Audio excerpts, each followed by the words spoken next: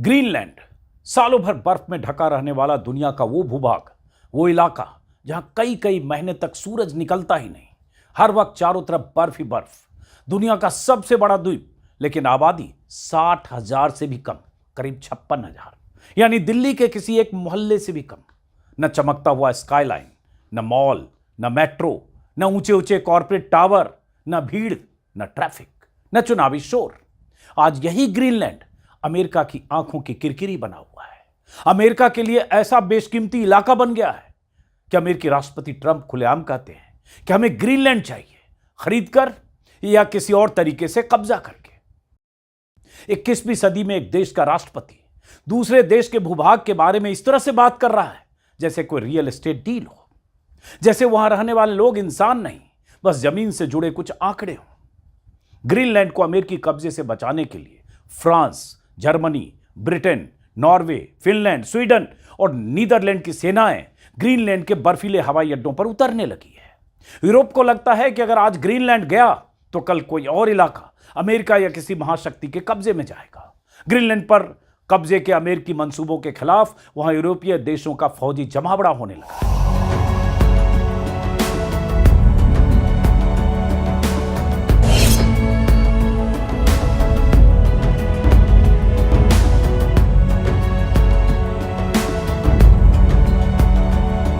Greenland दुनिया का वो हिस्सा जिस पर अमेरिका हर हाल में कब्जा करना चाहता है, चाहे अरबों डॉलर में खरीदकर या फिर डेनमार्क पर दबाव बनाकर या फिर उससे छीनकर। अमेरिका अपने इन इरादों को अंजाम देने के लिए न तो ग्रीनलैंड के लोगों की राय जानना चाहता है, न ही डेनमार्क की संप्रभुता का सम्मान करना चाहता है, जबकि ग्रीनलैंड कानूनी, ऐतिहासिक और राजनीतिक तौर पर डेनमार्क के अधीन है। ट्रंप कहते हैं कि अगर अमेरिका ने ग्रीनलैंड नहीं लिया तो रूस या चीन ले लेंगे और अमेरिका यह होने नहीं देगा। यह चेतावनी नहीं है, यह सलाह नहीं है, यह एक सुपर पावर की धमकी है। मतलब साफ है, ग्रीनलैंड चाहिए, अब चाहे जैसे मिले, अब चाहे डेनमार्क माने या ना माने, चाहे ग्रीनलैंड के लोग चाहें या ना चाहें। डेनमार्क साफ कहता है ग्रीनलैंड हमारी संप्रभुता है। फ्रांस चेतावनी देता है आर्कटिक को सैन्य अखाड़ा मत बनाओ। जर्मनी कहता है जबरदस्ती हुई तो यूरोप अमेरिका रिश्ते टूट जाएंगे।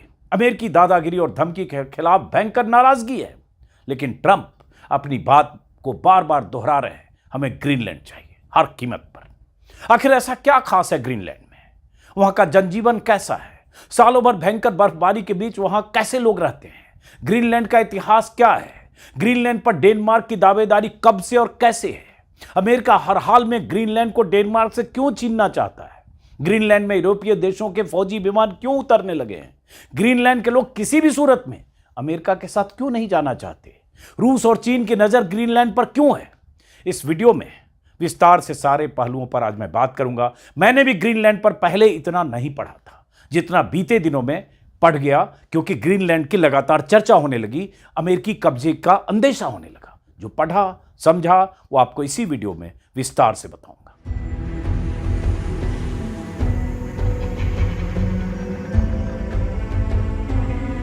नमस्कार, मेरा नाम है अजीत अंजुम। सबसे पहले ग्रीनलैंड और वहां के लोगों की जिंदगी समझिए। ग्रीनलैंड दुनिया का सबसे बड़ा द्वीप है। क्षेत्रफल करीब 21,66,000 वर्ग किलोमीटर, यानी दुनिया के करीब 170 देशों से भी बड़ा है ग्रीनलैंड। फ्रांस से बड़ा है, जर्मनी से कई गुना बड़ा है, ब्रिटेन से कई गुना बड़ा है, जापान से बड़ा है, इटली से बड़ा है, स्पेन से भी बड़ा है। इतने विशाल क्षेत्रफल वाले ग्रीनलैंड की आबादी सिर्फ 56-57 हजार के करीब है। आकार बहुत बड़ा है, लेकिन आबादी बहुत कम। संसाधन अपार है और जगह रणनीतिक। ग्रीनलैंड में साल का सबसे बड़ा हिस्सा अंधेरे और रोशनी के चरम का गवाह बनता है। गर्मियों में कई हफ्तों तक सूरज डूबता ही नहीं, यानी मिडनाइट सन। सर्दियों में कई महीनों तक सूरज निकलता ही नहीं, यानी पोलर नाइट। लेकिन इसका मतलब यह नहीं कि जिंदगी ठहर जाती है। घरों में तेज रोशनी, स्ट्रीट लाइट्स, लाइट थेरेपी और आसमान में नॉर्दर्न लाइट्स।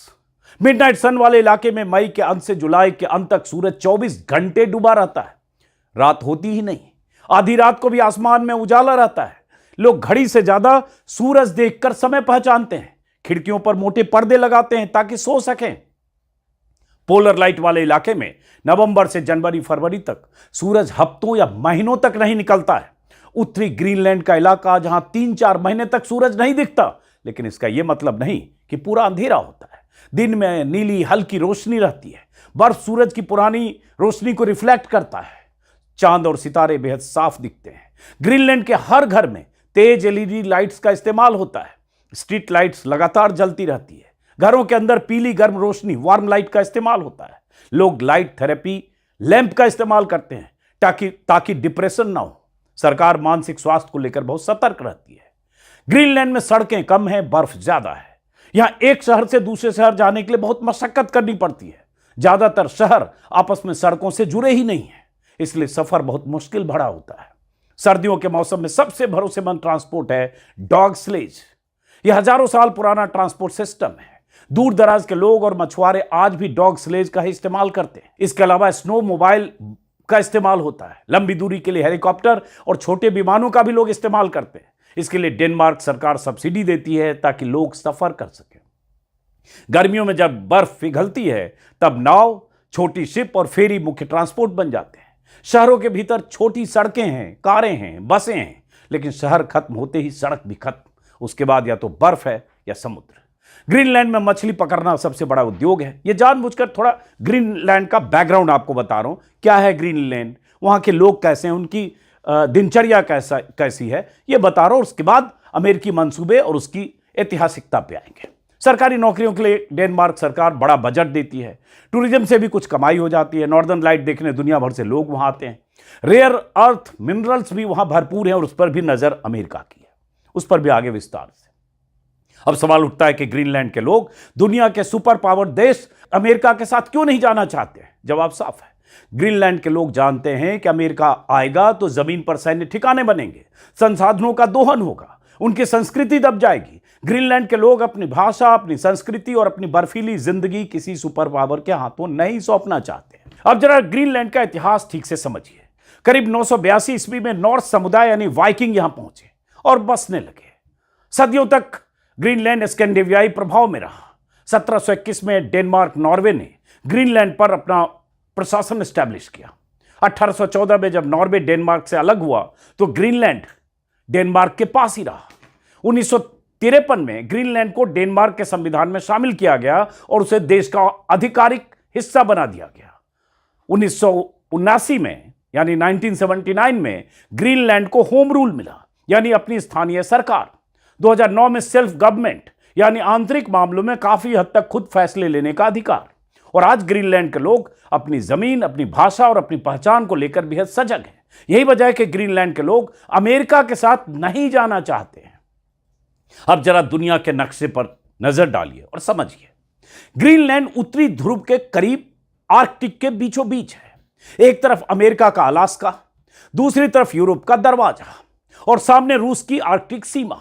यानी जो ग्रीनलैंड को कंट्रोल करेगा वो आर्कटिक को देखेगा, रूस की मूवमेंट पर नजर रखेगा, नई समुद्री राहों पर नजर रखेगा और आने वाले दशकों की जियोपॉलिटिक्स तय करेगा। यानी ग्रीनलैंड 3 महाशक्तियों के बीच एक स्थायी चौकी है। जो इस चौकी को कंट्रोल करता है वो आने वाले दशकों में सैन्य ताकत, व्यापारिक रास्तों और वैश्विक वर्चस्व की दिशा तय करेगा। यही वजह है कि ट्रंप बार बार रूस और चीन का नाम लेते हैं। यह अमेरिका की स्ट्रेटजी है। डर दिखाइए, खतरा बताइए, फिर कहिए कि अगर हमने नहीं लिया तो कोई और ले लेगा।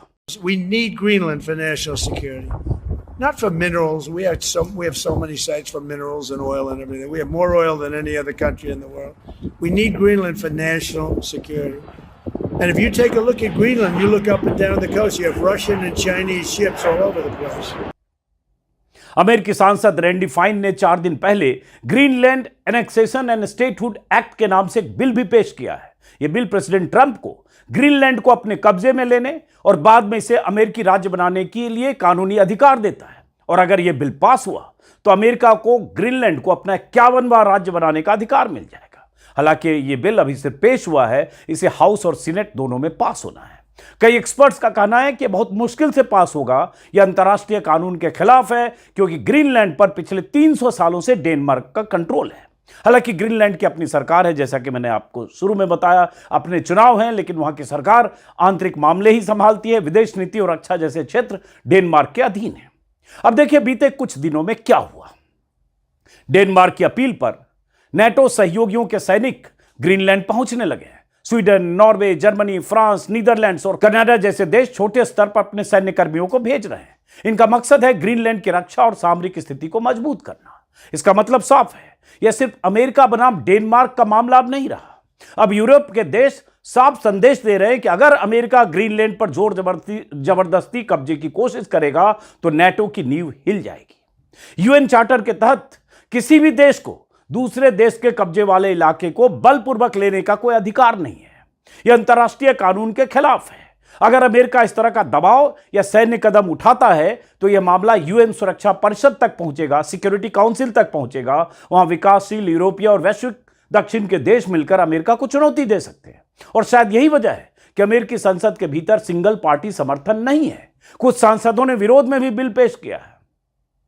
इसमें कहा गया है कि ऐसे किसी भी प्रयास के लिए संघीय फंड नहीं दिया जाएगा। रॉयटर्स का एक सर्वे बताता है कि अमेरिका में केवल 17% लोग ही ट्रंप की ग्रीनलैंड एक्विजिशन की कोशिश का समर्थन करते हैं। वहां के अधिकांश लोग सैन्य कार्रवाई का समर्थन नहीं करते हैं। ज्यादातर अमेरिकी मानते हैं कि ऐसी कोशिश नेटो को नुकसान पहुंचा सकती है। बीते 24 घंटों में डेनमार्क ने साफ साफ कहा है, ग्रीनलैंड की सुरक्षा सिर्फ डेनमार्क का मसला नहीं है, यह नेटो की सामूहिक जिम्मेदारी है। यूरोप के कई देशों ने खुलकर समर्थन जताया है। यानी संदेश साफ है, अगर अमेरिका जबरदस्ती करेगा तो यह सिर्फ अमेरिका डेनमार्क का विवाद नहीं होगा, यह नेटो के भीतर सबसे बड़ा नैतिक संकट बन जाएगा। अब सोचिए, एक नेटो देश दूसरे नेटो देश के इलाके पर दबाव बना रहा है। यह वही नेटो है जो दुनिया को कानून और अंतर्राष्ट्रीय नियमों का पाठ पढ़ाता है। और संयुक्त राष्ट्र यूएन, अगर अमेरिका किसी भी तरह से जमीन हथियाने की कोशिश करता है, किसी इलाके को कब्जा करने की कोशिश करता है, तो यह सीधे सीधे संयुक्त राष्ट्र चार्टर का उल्लंघन है। क्योंकि 21वीं सदी में किसी देश की जमीन न तो खरीदी जा सकती है न छीनी जा सकती है। कम से कम कागजों में तो ऐसा नहीं हो सकता। लेकिन ट्रंप की राजनीति कागजों से नहीं चलती।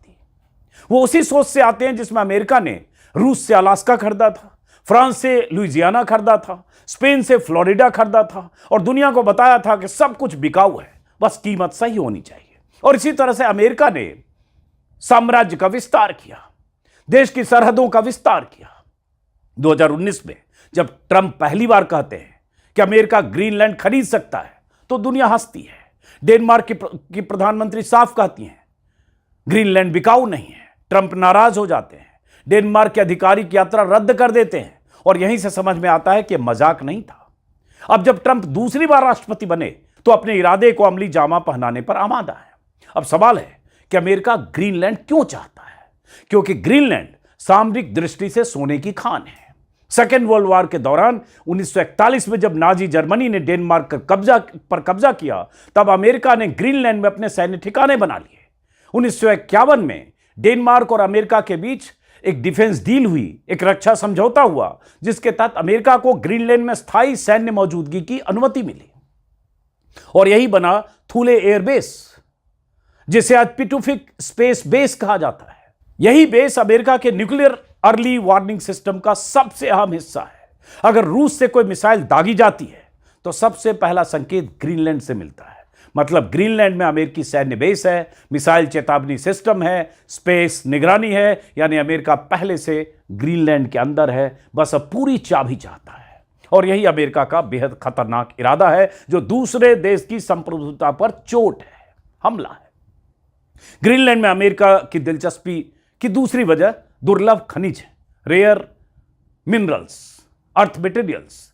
ग्रीनलैंड के नीचे रेयर अर्थ मटेरियल्स हैं, वही खनिज जिसके बिना मोबाइल, मिसाइल, ड्रोन, सैटेलाइट और एआई कुछ भी नहीं चलता है। अमेरिका चीन पर अपनी निर्भरता खत्म करना चाहता है। और तीसरी वजह है आर्कटिक। बर्फ पिघल रही है, नए समुद्री रास्ते खुल रहे हैं। जो इन रास्तों को कंट्रोल करेगा वही भविष्य के व्यापार और एनर्जी सप्लाई को कंट्रोल करेगा। अब जरा ग्रीनलैंड में रूस और चीन के इंटरेस्ट को समझिए। सबसे पहले रूस के लिए आर्कटिक कोई भविष्य की योजना नहीं है, वो उसका वर्तमान है, प्रेजेंट है।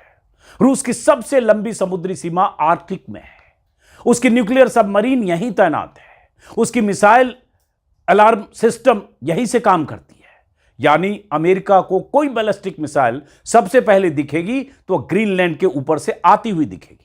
इसलिए अमेरिका कहता है ग्रीनलैंड हमारी सुरक्षा की चाबी है। असल में वो कहना चाहता है कि अगर ग्रीनलैंड हाथ से गया तो रूस की गतिविधियों पर हमारी नजर कमजोर पड़ जाएगी। अब आइए चीन पर। चीन बर्फ में नहीं रहता, लेकिन राजनीति में वो कहीं भी घुस सकता है। चीन खुद को नियर आर्कटिक स्टेट कहता है, यानी वो मानता है कि आर्कटिक उसके लिए उतना ही अहम है वहां रहने वाले देशों के लिए। चीन ने ग्रीनलैंड में एयरपोर्ट बनाने में दिलचस्पी दिखाई, माइनिंग प्रोजेक्ट्स में पैसा लगाने की कोशिश की और रिसर्च के नाम पर अपनी मौजूदगी बढ़ाई। अमेरिका को यही बात चुभती है। उसे डर है कि आज निवेश आएगा, इन्वेस्टमेंट आएगा, कल इंफ्रास्ट्रक्चर बनेगा और परसों राजनीतिक पकड़ मजबूत हो जाएगी। यानी चीन हथियार लेकर नहीं, पैसे और परियोजनाओं के साथ आ रहा है। यही अमेरिका को अंदेशा है। अब इन तीनों को जोड़िए, अमेरिका, रूस और चीन, तीनों की नजर एक ही जगह पर है, अंटार्कटिक। क्यों? क्योंकि बर्फ पिघल रही है और बर्फ के नीचे रास्ते बन रहे हैं, नए समुद्री रास्ते, नए ट्रेड रूट, नया कंट्रोल। यही वजह है कि आर्कटिक अब पर्यावरण की कहानी नहीं रह गई है, यह सैन्य और सामरिक अखाड़ा बन चुका है। अब जरा ग्रीनलैंड को इस पूरी तस्वीर में रखिए। ग्रीनलैंड अगर अमेरिका के कंट्रोल में जाता है तो रूस की निगरानी आसान हो जाएगी, चीन की एंट्री मुश्किल हो जाएगी और अमेरिका आर्कटिक का गेटकीपर बन जाएगा। और यही वजह है कि अमेरिका हर हाल में ग्रीनलैंड पर अपना कब्जा चाहता है। और जिस तरह से वेनेजुएला के प्रेसिडेंट को ट्रंप ने अगवा करा लिया, किडनैप कराकर न्यूयॉर्क बुलवा लिया, वहां मुकदमा चला रहे हैं और दुनिया भर में कोई उस तरह से शोर और विरोध नहीं उठा, उससे ट्रंप का हौसला बढ़ा है। ईरान को धमकी दे रहे हैं, चेतावनी दे रहे हैं और ग्रीनलैंड को पर कब्जे की बार बार बात कर रहे हैं। आने वाला वक्त बताएगा कि ग्रीनलैंड का भविष्य क्या होगा। क्या उनके ग्रीनलैंड में रहने वाले लोगों की मर्जी की कोई कद्र होगी या फिर अमेरिका की दादागिरी चलेगी। और अगर अमेरिका ग्रीनलैंड पर कब्जा करता है तो इसका वर्ल्ड ऑर्डर पर क्या फर्क पड़ेगा, क्या असर पड़ेगा? रूस और चीन का रुख क्या होगा? क्या दुनिया के नक्शे पर तनाव का एक नया केंद्र दिखेगा? वक्त का इंतजार है। अमेरिकी रुख, ग्रीनलैंड को लेकर उसका नजरिया, रवैया, यूरोप का विरोध, डेनमार्क का प्रतिवाद और आने वाला समय। फिलहाल इस वीडियो को हम यहीं खत्म करते हैं। फिर मुलाकात होती रहेगी। नमस्कार।